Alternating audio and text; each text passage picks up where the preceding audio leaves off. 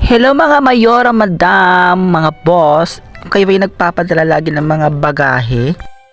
O di kayo online seller na katulad ko? O, ayan ha, pag may mga pa-orders kayo sa mga probinsya o kahit saang lupalop dito sa may Pilipinas, pwede nyo nang ipadala yan sa may drop-in ko. Alam kong matagal na to. Oo, alam ko.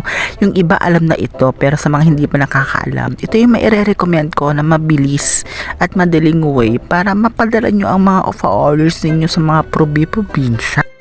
Safe din dito magpadala ha. Imagine, many times na ako nagpapadala dito, ni minsan hindi pa ako nawawala ng item. At maganda ang transaction, mabilis, mura lang din, di tulad sa iba.